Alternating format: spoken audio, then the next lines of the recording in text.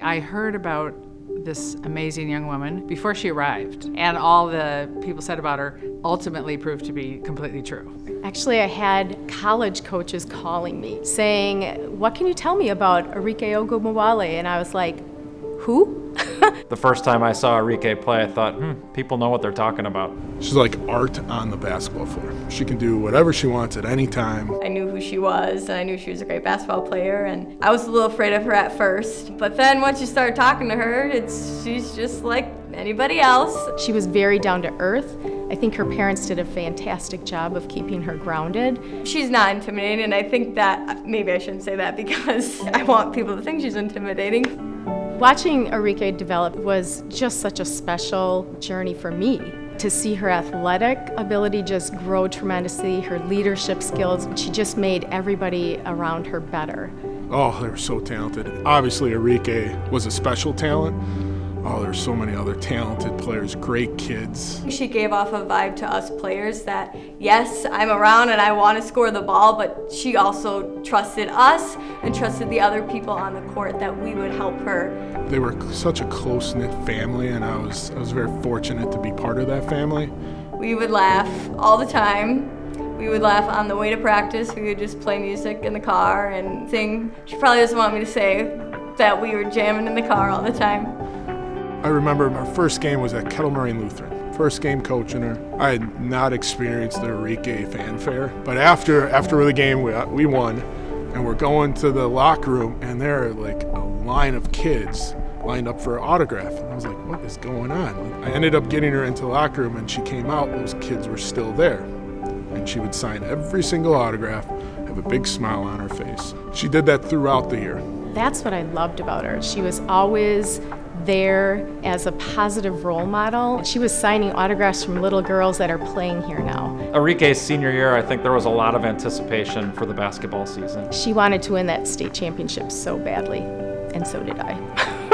And in the semifinal game, in a double or triple overtime game, Arike scored 55 points. In fact, I didn't even know. It was so smooth and so unassuming. Somebody said, "Oh, Arike just scored 55 points." And I was like, "No." And I looked up, I'm like, "Oh, she did score 55 points." And that was the most amazing athletic event I've ever attended. It's still a record for a young woman or a young man in the state of Wisconsin. One of my favorite stories of Arike is when we opened the gym. The very end of her senior year, it was literally one of the last days, we had a senior staff basketball game. And she couldn't play because Notre Dame didn't really want her injuring herself in a little Spirit Week event at her high school. And we said, Arike, you have to take the first shot.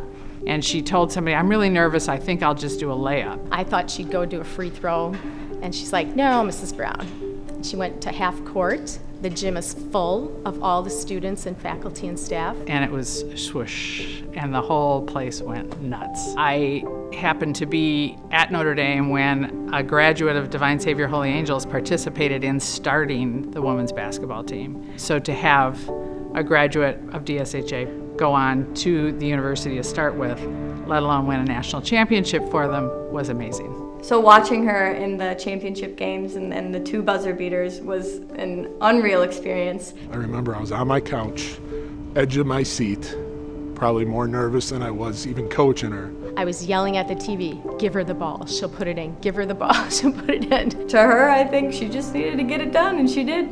And that's the kind of people and athletes that I want to come out of DSHA. Those that want to be in the hard time because they can do it. They know they can make a difference. I took my own daughters down to see her play. The line to see her afterwards was over an hour. And I was standing there talking to one of the security guards who just happened to say, "I would stand here all day long for Arike." And I asked him why. He didn't know who I was.